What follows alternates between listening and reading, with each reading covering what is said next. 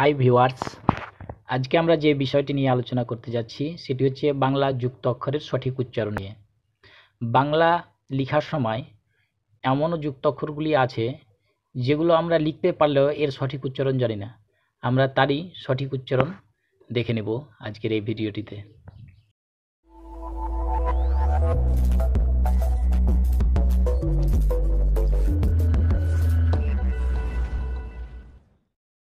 প্রথমে চলে আসি ক্ষীয় নিয়ে।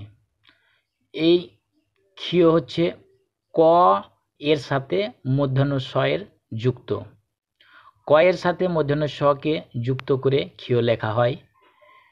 ক্ষীয়ের বাংলা উচ্চারণ খ বা ক খ এর মতো হয়।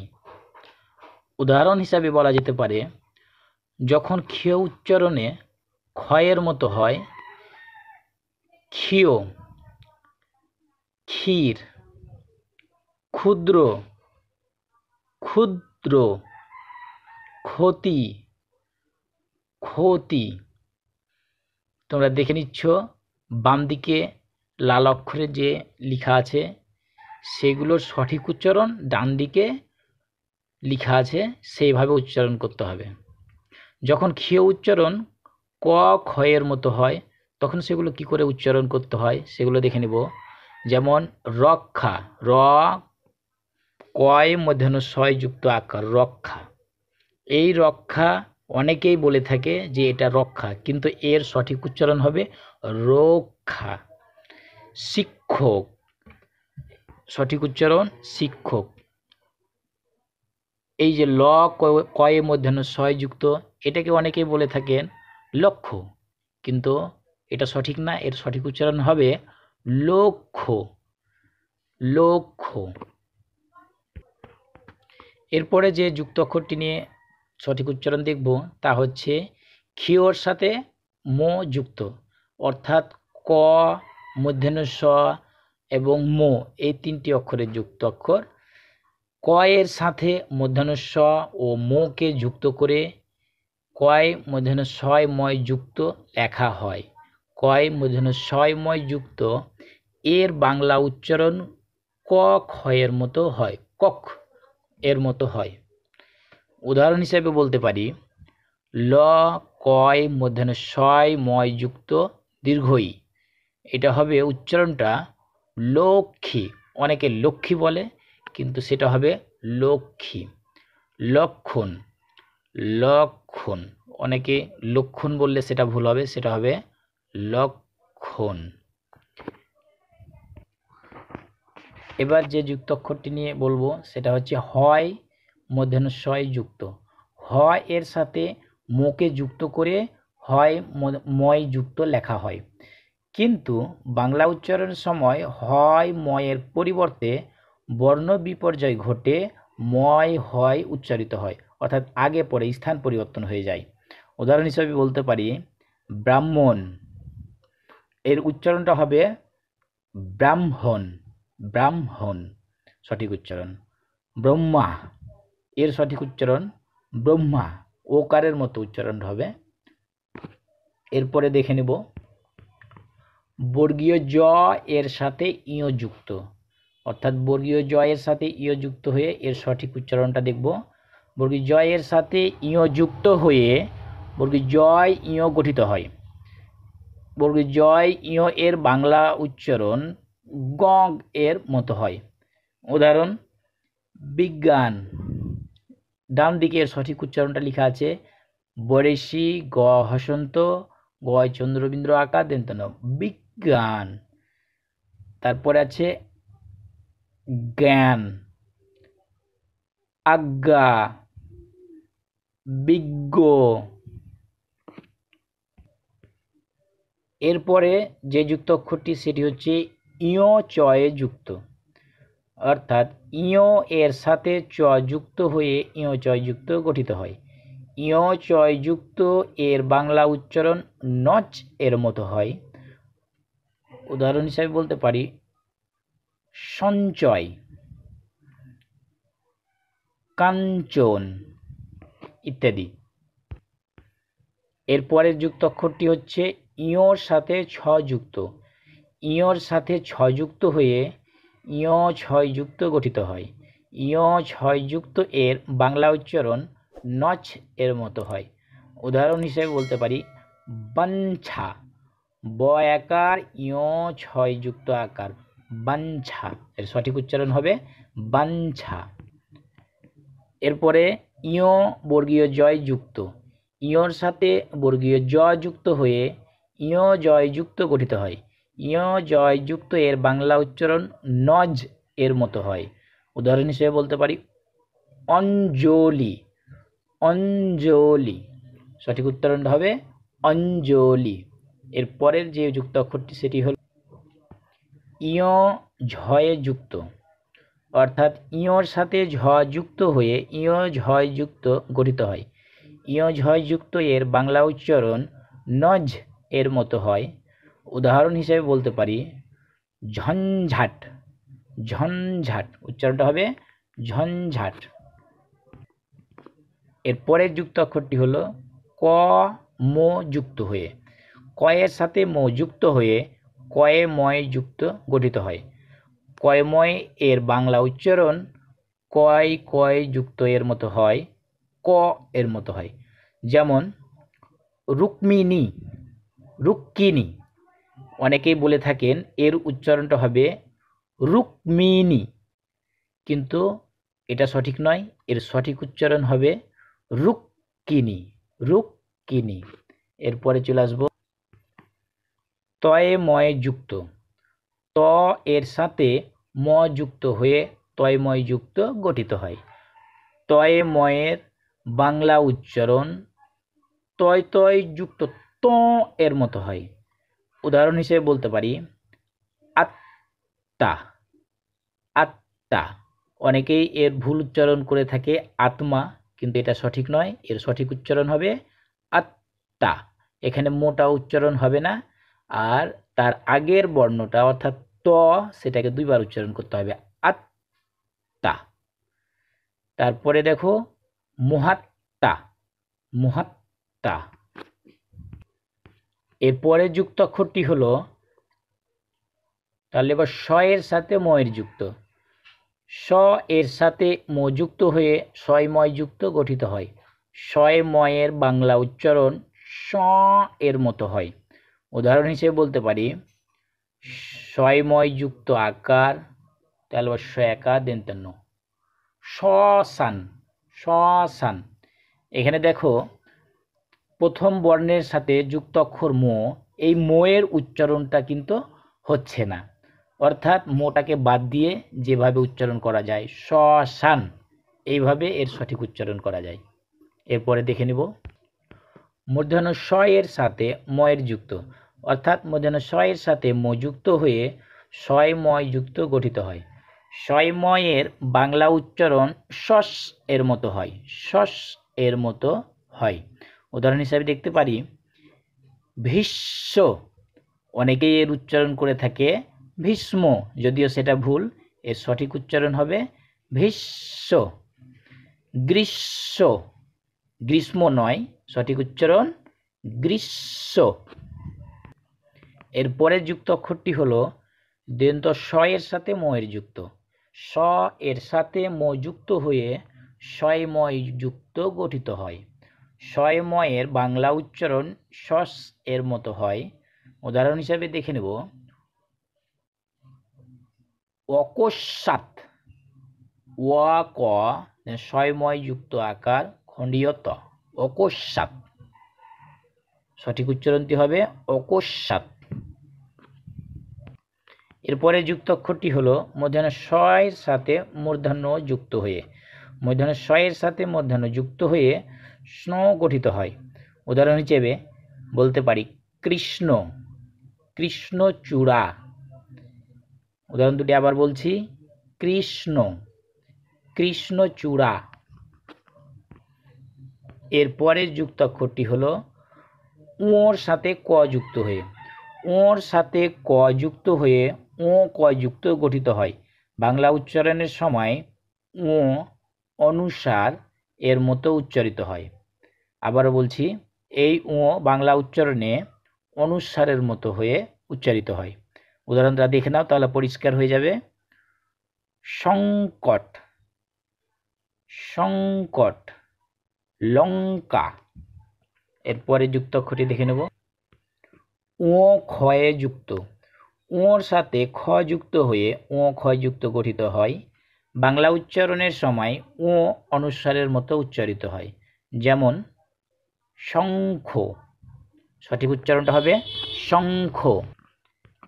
এরপরের যুক্ত অক্ষরটি হলো ওর সাথে গ যুক্ত, ওর সাথে গ যুক্ত হয়ে ও গয় যুক্ত গঠিত হয়। বাংলা উচ্চারণের সময় ও অনুস্বারের মতো উচ্চারিত হয়। উদাহরণ হিসেবে দেখব সঙ্গী, রঙ্গ, লিঙ্গ। আবার একবার দেখে নিই, সঙ্গী, রঙ্গ, লিঙ্গ। এরপরে যুক্ত অক্ষরটি দেখে নেব। ওর সাথে ঘ যুক্ত, অর্থাৎ ওর সাথে ঘ যুক্ত হয়ে ও ঘয় যুক্ত গঠিত হয়। বাংলা উচ্চারণের সময় ও অনুস্বারের মতো উচ্চারিত হয়। উদাহরণ হিসেবে বলতে পারি সংঘর্ষ, সংঘর্ষ। এরপরে হয় বয়যুক্ত, হ এর সাথে বকে যুক্ত করে হয় বয়যুক্ত লেখা হয়। হ এর বাংলা উচ্চারণ উব বা উব এর মতো হয়। উদাহরণটি দেখে নেব। আহ্বান, অনেকেই এই উচ্চারণটি পড়ে থাকেন আহ্বান, কিন্তু এটা মোটেই ঠিক নয়। এর সঠিক উচ্চারণটি হলো আহ্বান। বিউভল, বেউভল।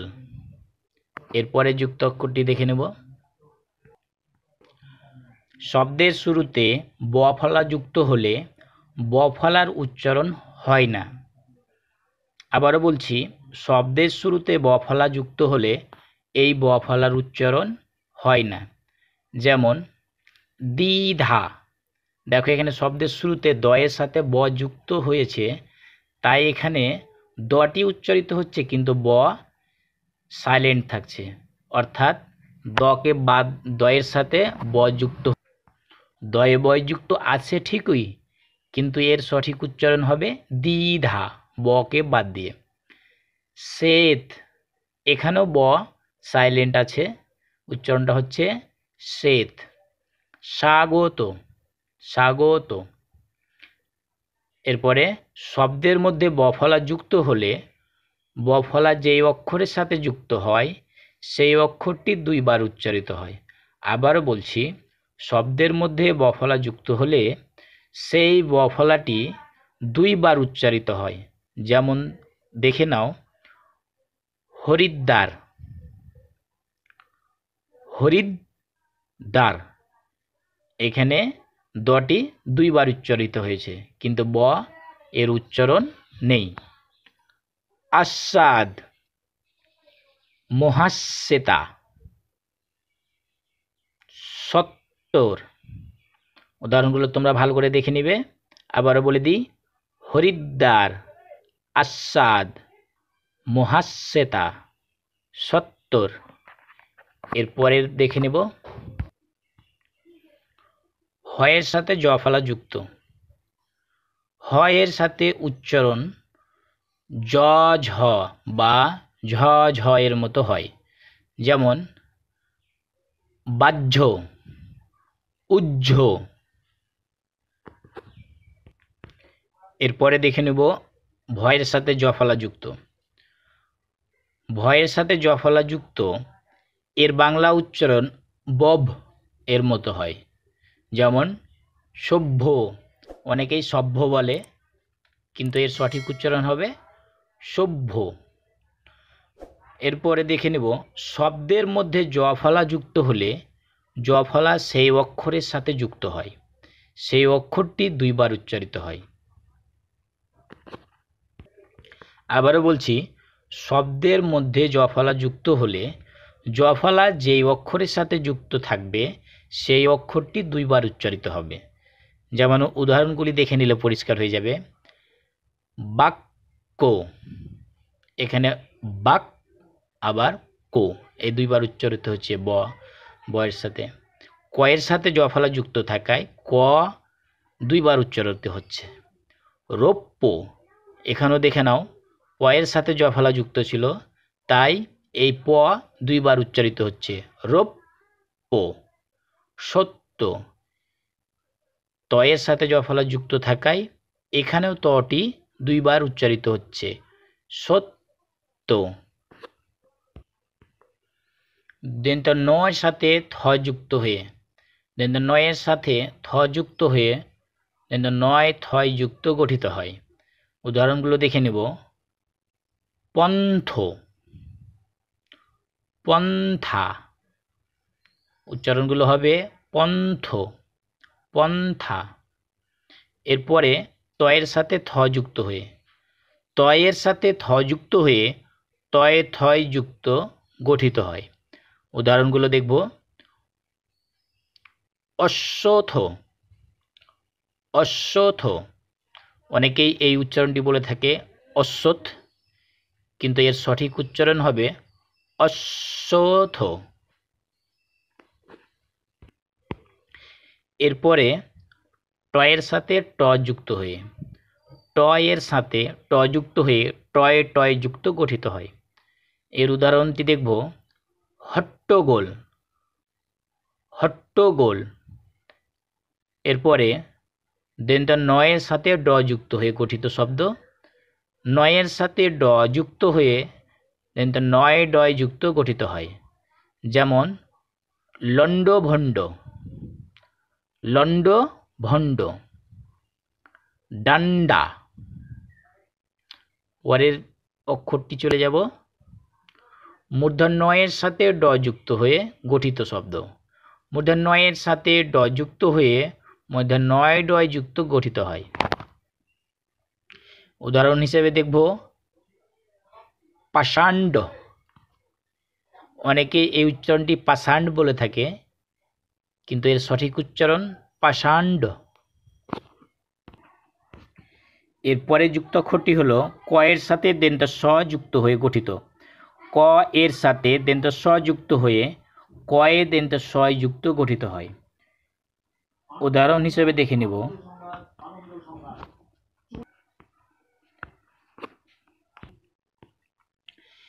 ক এর সাথে দন্ত স এর যুক্ত, ক এর সাথে দন্ত স যুক্ত হয়ে কয় দন্ত সয় যুক্ত গঠিত হয়। উদাহরণটি দেখে নেব। বাক্স, বাক্স। এরপরে যুক্ত অক্ষরটি হল দন্ত নয়ের সাথে ধ যুক্ত হয়ে, নয়ের সাথে ধ যুক্ত হয়ে দন্ত নয় ধয় যুক্ত গঠিত হয়। এর উদাহরণটি হল বন্ধু, এর সঠিক উচ্চারণটি হল বন্ধু।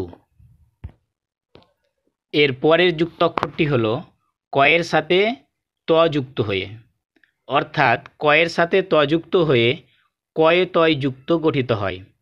উদাহরণগুলি দেখে নেব। শক্ত, শক্তি। এরপরে যুক্ত অক্ষরটি তয় তয় যুক্ত, অর্থাৎ তয়ের সাথে ত যুক্ত হয়ে তয় তয় যুক্ত গঠিত হয়। উদাহরণটি হল সত্তর, যদিও অনেকেই এর ভুল উচ্চারণ করে থাকে সত্তর বলে, কিন্তু এর সঠিক উচ্চারণ হবে সত্তর। এরপরে যুক্ত অক্ষরটি হল তয়ের সাথে র যুক্ত হয়ে, অর্থাৎ তয়ের সাথে র যুক্ত হয়ে তয় র ফলা গঠিত হয়। উদাহরণ হিসেবে দেখে নিব। জলসত্ত্ব, জলছত্র। এর সঠিক উচ্চারণটি হবে জলছত্র। পরের যুক্ত অক্ষরটি রয়ের সাথে হ্রস্ব উ এর যুক্ত। এর কিছু উদাহরণ। রুদ্রবীণা, রুটি। এরপর রয় দীর্ঘুর কিছু উদাহরণ। রূপকথা, রূপকার। এই রূপকার রয়ের সাথে দীর্ঘযুক্তটি দুই রকমভাবে লেখা যায়। রূপকথা, রূপকথাটিও দুটি আলাদাভাবে লেখা আছে, তোমরা সেই দুটিকে দেখে নেবে, দুটোই সঠিক। এরপরে যেটা হচ্ছে দেনটা নয় তয় যুক্ত রুস্যু, এই যুক্ত অক্ষরটিও দুইভাবেই লেখা যায়। নিচের উদাহরণ দুটি লক্ষ্য করো। কিন্তু, পরেরটি সেটাও কিন্তু, দুটোই সঠিক। আজকে যুক্ত অক্ষর নিয়ে এই ভিডিওটি এখানেই শেষ করছি। তবে দু একটা কথা বলে নিই, এই ভিডিওটি তোমরা বারবার দেখবে এবং যুক্ত অক্ষরগুলি আমার সাথে সাথে উচ্চারণ করবে, তাহলে দেখবে এর সঠিক উচ্চারণগুলি তোমরা সবাই করতে পারবে। আর একটা কথা, এই চ্যানেলের সমস্ত ভিডিওগুলি যদি তোমাদের ভালো লেগে থাকে তাহলে চ্যানেলটিকে লাইক করবে, শেয়ার করবে এবং